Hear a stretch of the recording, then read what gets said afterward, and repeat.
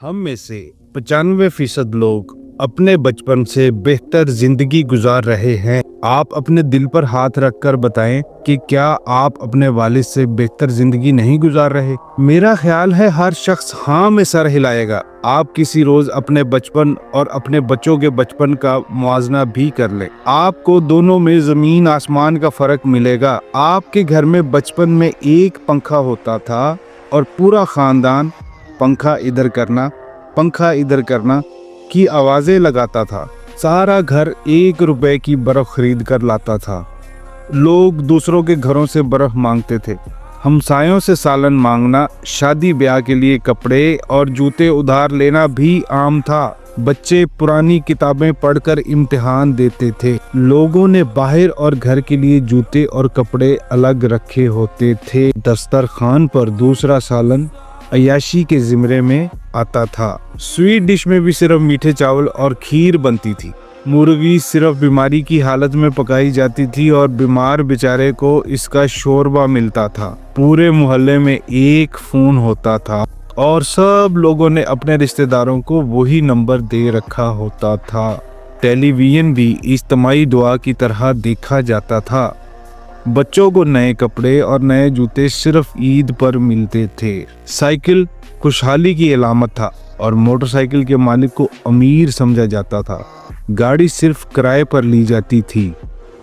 बस और ट्रेन के अंदर दाखिल होने के लिए बाकायदा धींगा मुश्ती होती थी। घर का एक बच्चा टीवी का एंटीना ठीक करने के लिए वक्फ होता था और लोग कपड़े के कोने में रोटी बांधकर दफ्तर लेकर जाते थे। बच्चों को भी रोटी या पराठे पर अचार की फांक रखकर स्कूल भिजवा दिया जाता था और लंच ब्रेक के दौरान ये लंच खाकर नलके का पानी पी लेते थे। और ये वो जमाना था जिसमें खाना नहीं होता था, रोटी होता था। और ये ज्यादा पुरानी बात नहीं है। 40 और 50 साल के दरमियान मौजूद इस मुल्क का हर शख्स इस दौर से गुजर कर यहाँ पहुँचा है। आप किसी से पूछ ले, आपको हर उधेड़ उम्र पाकिस्तानी की टांग पर साइकिल से गिरने का निशान भी मिल जाएगा और उसके दिमाग में एंटीना की यादें भी होंगी और कोयले की अंगीठी और फर्शी पंखे की गर्म हवा भी होगी। हम सब ने यहाँ से जिंदगी शुरू की थी। अल्लाह का कितना करम है, उसने हमें कहां से कहां पहुंचा दिया है। आप यकीन करें, कुदरत एक नस्ल के बाद इतनी बड़ी तब्दीली का तोहफा बहुत कम लोगों को देती है। आज अगर कोई बाबा जी कब्र से उठकर आ जाएं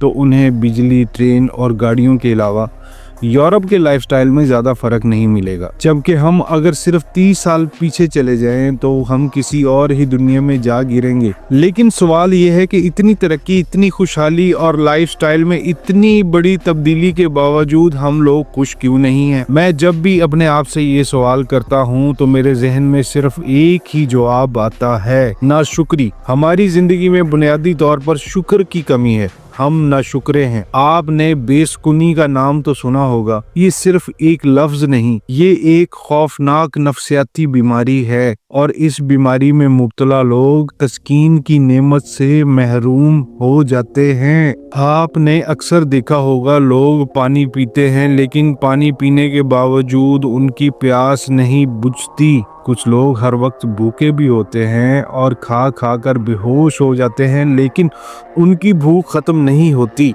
और हम में से कुछ लोग अरबों खरबों कमाने के बावजूद अमीर नहीं होते। क्यों? आपने कभी सोचा है? क्योंकि ये लोग बीमार होते हैं और उनकी बीमारी का नाम वही बेसुकूनी। उनके पेट, उनके मैदे, उनकी हिर्स के संदूक मरने तक खाली रहते हैं और हम मिन हैसल कौम किसी न किसी हद तक बेसुकूनी की बीमारी का शिकार हैं। शुक्र अल्लाह का वाहिद तोहफा है। इंसान जब शुक्र छोड़ देता है तो फिर ये बेसुकूनी के मर्ज में मुब्तला हो जाता है और ये बीमारी मरीज का वही हशर करती है जो इस वक्त हम सब का हो रहा है। ہم 40-50 لاکھ روپے سے لے کر 2-3-4 کروڑ روپے کی گاڑی سے اتریں گے اور ساتھ ہی ہم کہیں گے کیا مصیبت ہے۔ آپ ایک لمحے کے لیے اپنے بچپن کی یاد کریں، اپنے آج کے اثاثے اور زندگی کی نعمتیں شمار کریں اور پھر اللہ کا شکر ادا کریں۔ آپ کو نتائج حیران کر دیں گے، یقین کریں آپ کا شکر آپ کی زندگی سنوار دے گا،